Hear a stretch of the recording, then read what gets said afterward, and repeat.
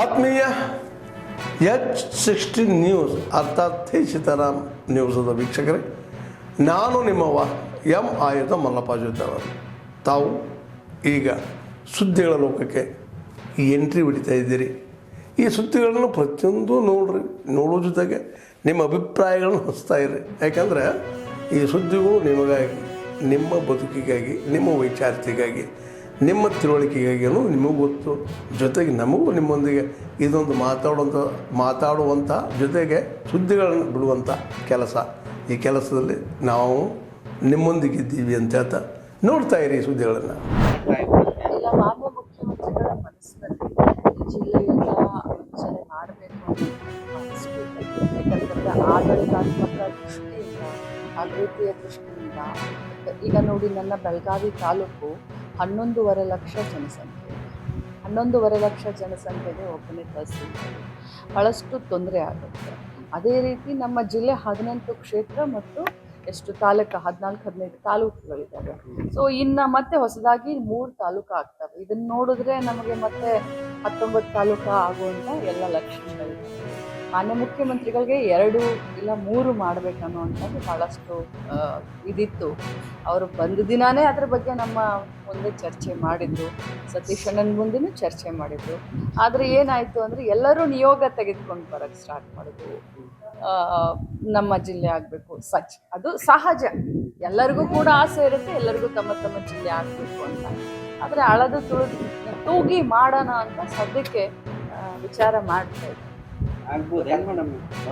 ಅವರು ಬಂದ ದಿನಾನೇ ಹೇಳಿದ್ದು ಮಾಡೋಣ ಅಂತ, ಆ ಮನಸ್ಸಿನಿಂದನೇ ಬಂದಿತ್ತು. ಈ ಬಾರಿ ಅನೌನ್ಸ್ ಮಾಡೋಣ ಅಂತ ಮನಸ್ಸಿನಿಂದನೇ ಬಂದಿತ್ತು. ಎಲ್ಲರನ್ನೂ ಕರೆದು ಮಾತಾಡೋಣ ಅಂತಲೇ ಹೇಳಿದ್ದು. ಬಟ್ ಬಹಳಷ್ಟು ಜನ ನಿಯೋಗವನ್ನು ತೆಗೆದುಕೊಂಡು ಬಂದಾಗ ಅದ್ರ ಬಗ್ಗೆ ಇನ್ನೂ ಚಿಂತನೆಯನ್ನು ಮಾಡ್ತಾರೆ. ಮೇಡಮ್, ಈಗ ಗೃಹಲಕ್ಷ್ಮಿ ಹಣದ ಸತ್ತವರ ಅಕೌಂಟು ಕೂಡ ಹಣ ಬಾಗಲಕೋಟೆಯಲ್ಲಿ ನಿಮ್ಮ ಬಾಲಕನ ಗೌರಿ ಬನ್ನಿ ಕಾರದ ಕೂಡ ಎರಚಿ ಏನೋ ಹಣ ಮಾಡಿದ್ದಾರೆ. ಹೌದು, ನಿನ್ನೆ ನನಗೆ ವಿಷಯ ತಿಳಿದ ತಕ್ಷಣ ಭಾಳಷ್ಟು ಅಮಾನುಷ ಒಂದು ಘಟನೆ ನಡೆದಿದೆ. ಒಳ್ಳೆ ಮಕ್ಕಳನ್ನು ಹೊಡೆದ್ರೆ ಅದೊಂದು ಅಪರಾಧ ಅಂತ ಹೇಳಿ ನಾವು ಶಿಕ್ಷೆಗೆ ಇದು ಮಾಡ್ತೀವಿ. ಅಂಥದ್ರಲ್ಲಿ ಬುದ್ಧಿಮಾಂದ್ಯ ಮಕ್ಕಳಿಗೆ ಈ ರೀತಿ ಟಾರ್ಚರ್ ಕೊಡೋದು. ಒಂದು ಸಿಟಿ ಶಿಕ್ಷಣ ಸಂಸ್ಥೆ ಅಂತ ಬಾಗಲಕೋಟೆಯಲ್ಲಿ ಇಲ್ಲಿಗಲ್ಲ, ನಮ್ಮ ಸರ್ಕಾರದ ಯಾವುದೇ ಒಂದು ಪರ್ಮಿಷನ್ ತೆಗೆದುಕೊಳ್ಳದೆ, ನಮ್ಮ ಇಲಾಖೆಯ ಪರ್ಮಿಷನ್ ತೆಗೆದುಕೊಳ್ಳದೆ ಶುರು ಮಾಡಿದ್ದಾರೆ. ಅದರಲ್ಲೂ ನಿನ್ನೆ 16 ವರ್ಷದ ಒಬ್ಬ ಬಾಲಕ ರಾಠೋಡ್ ಅನ್ನೋರನ್ನ ಭಾಳಷ್ಟು ಅಮಾನವೀಯ ಅಂತ ಹೇಳಲಿಕ್ಕೆ ಬಯಸ್ತಾರೆ. ನಡೆಸ್ಕೊಂಡಂಥ ರೀತಿ ನಮ್ಮ ಸಮಾಜಕ್ಕೆ ಒಂದು ಕಳಂಕ ಬರುವಂಥದ್ದು. ಅದರಲ್ಲೂ ಇಂಥ ಘಟನೆಗಳಿಂದ ಏನಾಗುತ್ತೆ ಅಂದರೆ ನಮಗೂ ಕೂಡ ಮುಜುಗರ ಆಗುತ್ತೆ. ಆದರೆ ತತ್ಕ್ಷಣ ನಮ್ಮ ಮಕ್ಕಳ ರಕ್ಷಣಾ ಅಧಿಕಾರಿಗಳನ್ನು ನಾನು ಕಳಿಸ್ಕೊಟ್ಟಿದ್ದೀನಿ, ನಮ್ಮ DD ಅವರನ್ನು ಅಲ್ಲಿ ಕಳಿಸ್ಕೊಟ್ಟಿದ್ದೀನಿ. ಸಂಬಂಧಪಟ್ಟಂಥ ಸಿದ್ಧಾರ್ಥ ಅಂತ SP ಅವರಿದ್ದಾರೆ, ಅವ್ರ ಹತ್ರ DC ಅವ್ರ ಹತ್ರ ಮಾತಾಡಿದ್ದೀನಿ ಮತ್ತು ಇಮಿಡಿಯೇಟಾಗಿ ಅದನ್ನು ಮುಚ್ಚಿಸುವಂಥ ಎಲ್ಲ ಕ್ರಮವನ್ನು ತೆಗೆದುಕೊಂಡಿದ್ದೀನಿ. ಜೊತೆಯಲ್ಲಿ ಆ ಒಂದು ಸಂಸ್ಥೆಯಲ್ಲಿ ಇರ್ತಾ ಇರುವಂಥ ಇತರೆ ಮಕ್ಕಳನ್ನು ನಮ್ಮ ಸರ್ಕಾರಿ ಅನುದಾನಿತ ಏನು ಸ್ಕೂಲ್ಗಳಿದ್ದಾವೆ, ಏನು ರಕ್ಷಣಾ ನಿಲಯಗಳೇನಿದ್ದಾವೆ, ಮಕ್ಕಳ ರಕ್ಷಣಾ ನಿಲಯಗಳಂತ ಇರ್ತೀವಿ, ಪಾಲಕರ ಬಾಲಮಂದಿರ ಅದು ಅಂತ ಇರ್ತವೆ. ಸೊ ತತ್ಕ್ಷಣ ಪಾಲಕರ ಒಂದು ಅನುಮತಿಯನ್ನು ಪಡೆದುಕೊಂಡು ಅವ್ರ ಮಕ್ಕಳನ್ನು ಕರ್ಕೊಂಡು ಹೋಗ್ತಾರೆ ತಮ್ಮ ಮನೆಗೆ ಅಂತಂದರೆ ಅದಕ್ಕೂ ಕೂಡ ನಾವು ಅವಕಾಶ ಮಾಡಿಕೊಡ್ತೀವಿ. ಜೊತೆಯಲ್ಲಿ ನಮ್ಮ ಸರ್ಕಾರದ ಏನು ರಕ್ಷಣಾ ನಿಲಯಗಳಿರ್ತವೆ ಅಲ್ಲಿ ಮಕ್ಕಳನ್ನು ಕಳಿಸ್ತೀವಿ ಅಂತ ಪಾಲಕರು ಒಪ್ಕೊಂಡ್ರೆ ಅಲ್ಲಿ ಕೂಡ ಆ ಮಕ್ಕಳನ್ನು ತತ್ಕ್ಷಣ ನಾವು ಕರೆದುಕೊಳ್ತೀವಿ. ಏನು ಆ್ಯಕ್ಷನ್ ಮಾಡ್ತೀವಿ ನೋಡಿ, ಅವರ ಮೇಲೆ ಕ್ರಿಮಿನಲ್ ಮೊಕದ್ದಮನ್ನು ದಾಖಲಿಸ್ಲಿಕ್ಕೆ ಏನು ನಮ್ಮ ಮಕ್ಕಳ ರಕ್ಷಣಾ ಹಕ್ಕುಗಳಿದ್ದಾವೆ ಅವೆಲ್ಲ ಕೂಡ ಉಲ್ಲಂಘನೆ ಆಗಿದೆ. ಅದಕ್ಕೆ ನಾನು SP ಅವ್ರಿಗೆ DC ಅವ್ರಿಗೆ ಮಾತನಾಡಿದ್ದೀನಿ. ಅವ್ರ ಮೇಲೆ ಇಮಿಡಿಯೇಟ್ ಆಗಿ ಕ್ರಮ, ಖಂಡಿತವಾಗ್ಲೂ ಕ್ರಿಮಿನಲ್ ಮೊಕದ್ದಮೆಯನ್ನು ಅವ್ರ ಮೇಲೆ ನಾವು ದಾಖಲಿಸ್ತೀವಿ. ಮೇಡಮ್, ಇಲ್ಲೇ ಬೆಳಗಾವಿ ಜಿಲ್ಲೆ ನೋಡ್ತೀವಿ ಅಂತ ಹೇಳ್ತೀವಿ. ಯಾಕಂದರೆ ಒಂದು ನಂಬಿಕೆ ಇತ್ತು, ಒಂದು ಹೋಪ್ ಇತ್ತು ಕೋರ್ಟ್ ಆದರೆ. ಇವತ್ತದಿಲ್ಲ. ಇವತ್ತಿಲ್ಲ, ಕೋರ್ಟ್ನ ನೋಡ್ಕೊಳ್ಳೋಕ್ಕಾಗಲ್ಲ ನೀವು, ಯಾಕಂದರೆ ಅವರೇ ಬಂದು ಕೂತಿದ್ದಾರೆ. ಇದೆಲ್ಲದರ ಹಿಂದೆ ಒಂದು ತಿಳ್ಕೊಂಡಾದ್ರೆ ನೀವು BJPಯನ್ನು ಮಹಾಪ್ರಭು ನರೇಂದ್ರ ಮೋದಿ ಜೊತೆ ಜಗಳಾಡ್ತಾ ಇದ್ದಾರೆ. ಒಂದೇ ಒಂದು ಪಂಚತಂತ್ರದ ಕಥೆ ಹೇಳಿ ನಾನು ಮಾತು ಮುಗಿಸ್ತೀನಿ. ಭಾರತ ದೇಶ ಒಂದು ಕೊಳ ಆದರೆ ಇದನ್ನು ಕಾಡ್ತಾ ಇರೋದು ಒಂದು ಬ್ರಹ್ಮ ರಾಕ್ಷಸ. ಅವನು ಕೊಳದ ಒಳಗಡೆ ಇದ್ದಾನೆ. ಕೊಳದ ಮೇಲೆ ಒಂದು ಕಮಲ ಅರಳಿದೆ ಬಿಜೆಪಿ. ನೀವು ಈ ಕಮಲದ ಜೊತೆ ಫೈಟ್ ಮಾಡ್ತಾ ಇದ್ದೀವಿ. ನೀವು ಫೈಟ್ ಮಾಡಬೇಕಾಗೋದು ಈ ಕಮಲದ ಜೊತೆ ಅಲ್ಲ, ಅದರ ಬೇರಿನ ಶಕ್ತಿ ಆಳದಲ್ಲಿರೋ RSS ಜೊತೆ. ಯಾಕಂದ್ರೆ ನಾನು ದೇವನೂರು ಮಹಾದೇವ್ ಜೊತೆ ಮಾತಾಡ್ತಾ ಇದ್ದೆ. ಪ್ರಪಂಚದಲ್ಲಿ ಹಿಟ್ಲರ್ ಇರ್ಬೋದು, ಮುಸೋಲಿನಿ ಇರ್ಬೋದು, ಎಲ್ಲಾ ಸರ್ವಾಧಿಕಾರಿಗಳು ಒಂದು ರಾಜಕೀಯ ಪಕ್ಷವಾಗಿದ್ರು, ಜನ ಸೋಲಿಸಬಹುದಿತ್ತು. ಇಲ್ಲಿ RSS ರಾಜಕೀಯ ಪಕ್ಷ ಅಲ್ಲ. ಈ ಬಿಜೆಪಿನ ಸೋಲಿಸಿದ್ರೆ ಮುಗಿಯಲ್ಲ, ಬೇರೆ ಸಹಿತ ಕೀಳು. ದೊಣ್ಣೆ ಹಿಡ್ಕೊಂಡು 3 ವರ್ಷ ಓಡಾಡ್ತಾ ಇದಾರಲ್ಲ, ಅವರು ಬೆಳಗ್ಗೆ ಚಡ್ಡಿಯಿಂದ ಪ್ಯಾಂಟ್ ಅಷ್ಟೇ ಬೆಳವಣಿಗೆ, ಅವ್ರದ್ದು ಇನ್ನೇನಾಗಿಲ್ಲ. ನಾವು ಯೋಚನೆ ಮಾಡಿದ್ರೆ ಈ ಥರದ ಆತಂಕಗಳ ಬಗ್ಗೆ ಎಷ್ಟು ವ್ಯಾಪಕ ಜನಮಾನಗಳಲ್ಲಿ ಎಂತಹ ಒಂದು ವಿಷವನ್ನು ತುಂಬಿಬಿಟ್ಟಿದ್ದಾರೆ ಅಂತ. ಮೊನ್ನೆ ನಮ್ಮ ನಿರ್ದಿಗಂಟದ ನಾಟಕೋತ್ಸವದಲ್ಲಿ ಮಕ್ಕಳಿಗೆ ನಾಟಕ ಮಾಡ್ತಾ ಇದ್ರು. ವೈದೇಹಿಯವರ ಒಂದು ಕತೆ ಇಟ್ಕೊಂಡು ಒಂದು ನಾಟಕ ಮಾಡಿದ್ರೆ, ಕಥೆನಲ್ಲಿ ಅಂದ್ರೆ ಈ ಗೆದ್ದಲು ಹುಳ ಇದೆಯಲ್ಲ, ಗೆದ್ದಲು ಹುಳ, ಆ ಗೆದ್ದಲು ಹುಳುಗಳು ಇದು ತುಂಬಾ ಹುತ್ತದ ಹಬ್ಬ ಆಗುತ್ತೆ, ಮೇಲೆಲ್ಲ ಹಾಲಿನ ಮಳೆ ಬಂದ್ಬಿಡುತ್ತೆ, ನಾವು ಎಲ್ಲರೂ ಬದುಕೊಂಡು ಹೊರಗಡೆ ಹೋಗ್ಬೇಕು ಅಂತ ಗೆದ್ದಲು ಹುಳುಗಳೆಲ್ಲ ಹೊರಗಡೆ ಬಂದ್ಬಿಡುತ್ತೆ. ಹೊರಗಡೆ ಬಂದ ತಕ್ಷಣ ಊಟ ಸಿಗಲ್ಲ ಅದಕ್ಕೆ, ಯಾಕಂದ್ರೆ ಮನುಷ್ಯ ಎಲ್ಲವನ್ನೂ ವಿಷಪೂರಿತ ಮಾಡ್ತಾರೆ. ಯಾವ ಹೊಲಕ್ಕೆ ಹೋದ್ರು ವಿಷ ಇದೆ, ಇಲ್ಲಿ ನೋಡಿದ್ರು ಪ್ಲಾಸ್ಟಿಕ್ ಇದೆ, ಏನ್ ಮಾಡಬೇಕು ಅಂತ ಗೊತ್ತಾಗಲ್ಲ. ಆಮೇಲೆ ಒಂದು ಸೀನಿಯರ್ ಗೆದ್ದಲುಗಳ ಹೇಳುತ್ತೆ, ನೋಡಿ ಮನುಷ್ಯ ವಿಷ ಹಾಕ್ತಾ ಇರೋದು ಪುಸ್ತಕಗಳಿಗೆ ಮಾತ್ರ, ಜ್ಞಾನಕ್ಕೆ ಮಾತ್ರ, ಸತ್ಯಕ್ಕೆ ಮಾತ್ರ. ನೀವು ಹೋಗಿ ಆ ಪುಸ್ತಕ ತಿಂದು ಬದುಕೇಳಿ ಅಂತ. ಆ ಗೆದ್ದಲುಗಳು ಹೋಗುತ್ತವೆ, ಒಂದು ಸಂಗ್ರಹಾಲಯಕ್ಕೆ ಹೋಗಿ ಪುಸ್ತಕ ತಿನ್ನಕ್ಕೆ ಶುರು ಮಾಡ್ತಾರೆ. ಒಂದು ಎಚ್ಚರಿಕೆ ಇರುತ್ತೆ, ನೀವು ಜಾಸ್ತಿ ತಿಂದರೆ ಆ ಪಾತ್ರಗಳಾಗ್ಬಿಡ್ತೀವಿ. ಅದರಲ್ಲಿ ರಾಮಾಯಣದ ಒಂದು ಕಥೆ ಹೇಳಿದ್ರು. ಇವತ್ತು ಹಿಂದಿ ಹೇರಿಕೆ, ಈ ಮೋದಿ ಅಮಿತ್ ಶಾ ಅವರಲ್ಲಿ ಬರ್ತಾ ಇದ್ದಾರಲ್ಲ ನಮ್ಮ ದಕ್ಷಿಣ ಕರ್ನಾಟಕಕ್ಕೆ, ಆ ಮಕ್ಕಳೊಂದು ಪಾತ್ರಗಳು ಮಾಡಿದ್ರು. ಆ ಗೆದ್ದಲುಗಳು ರಾಮಾಯಣದಿಂದ ತಿಂದುಬಿಟ್ಟು ರಾಮ, ಲಕ್ಷ್ಮಣ, ಸೀತೆ, ರಾವಣ, ಶೂರ್ಪನಖಿ ಆಗೋದು.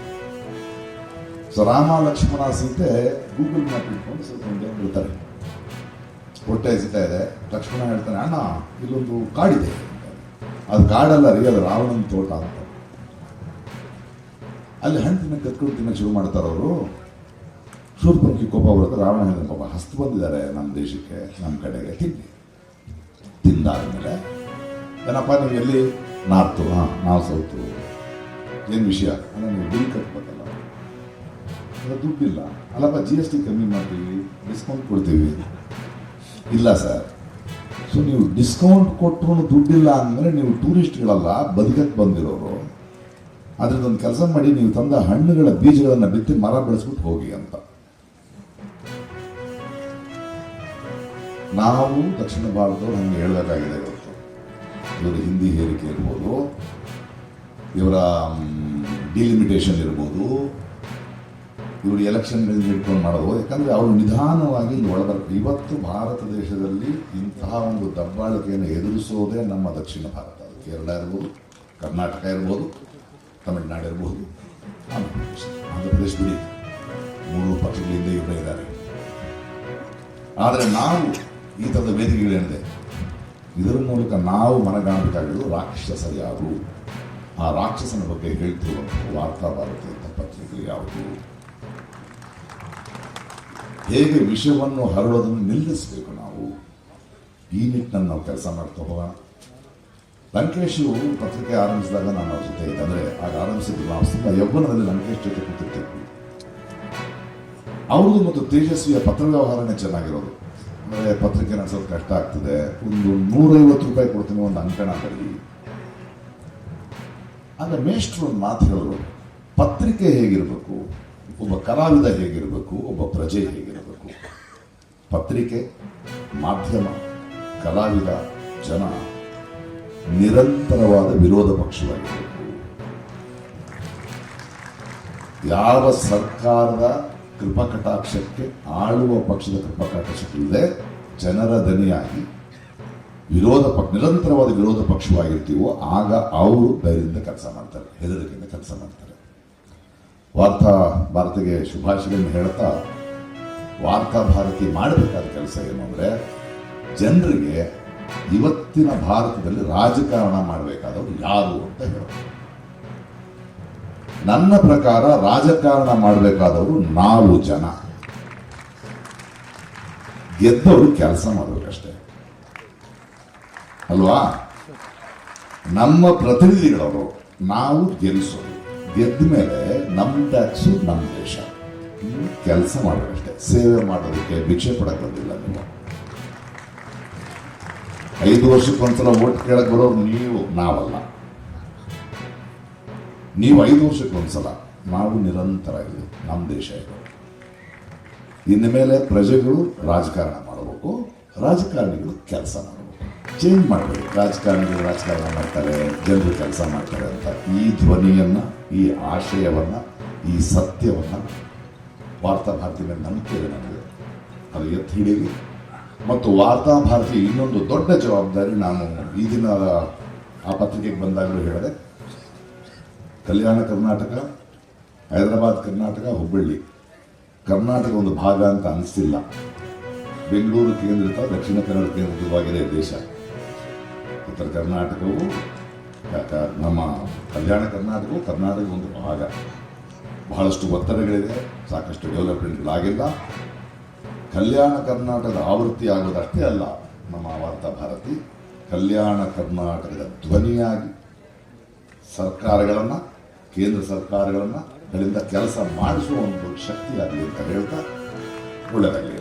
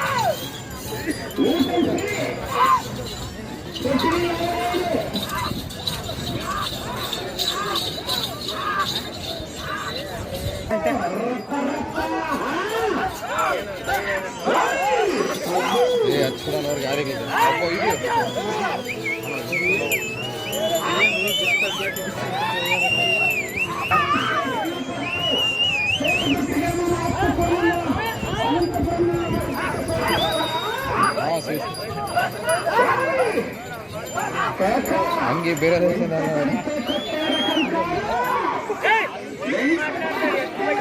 ಪೋತಿ ಇಡ್ಲೇದಿರ ಸರ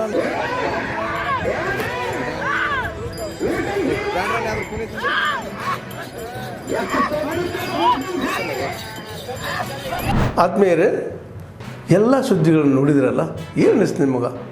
ಇದರಲ್ಲೇ ನಿಮ್ಗೆ ಲೈಕ್ ಆಗಿರ್ಬೋದು, ಡಿಸ್ಲೈಕು ಆಗಿರ್ಬೋದು, ಕಾಮೆಂಟ್ ಬೇಡಪ್ಪ ಅಂತೂ ಅನಿಸಿರ್ಬೋದು, ಕಾಮೆಂಟ್ ಮಾಡಬೇಕಪ್ಪ ಅನಿಸಿರ್ಬೋದು, ಶೇರ್ ಮಾಡಬಾರ್ದಪ್ಪ ಅನಿಸಿರ್ಬೋದು, ಅದು ಮಾಡಬೇಕು ಅನಿಸಿರ್ಬೋದು. ಏನಾದರೂ ಆಗಲಿ ಶೇರ್ ಮಾಡ್ತಾಯಿರಿ, ಈ ನ್ಯೂಸ್ಗಳನ್ನ ಹಂಚ್ತಾ ಇರಿ, ಜೊತೆಗೆ ಇದಕ್ಕೆ ಸಬ್ಸ್ಕ್ರೈಬ್ ಆಗ್ತಾಯಿರಿ ಅಂತ ಹೇಳ್ತಾ, H16 ನ್ಯೂಸ್ ಅರ್ಥಾತ್ ಹೇ ಸೀತಾರಾಮ್, ಇದು ಸತ್ಯದ ಕೈಗೆ ನಡಿ. ವಂದನೆಗಳು.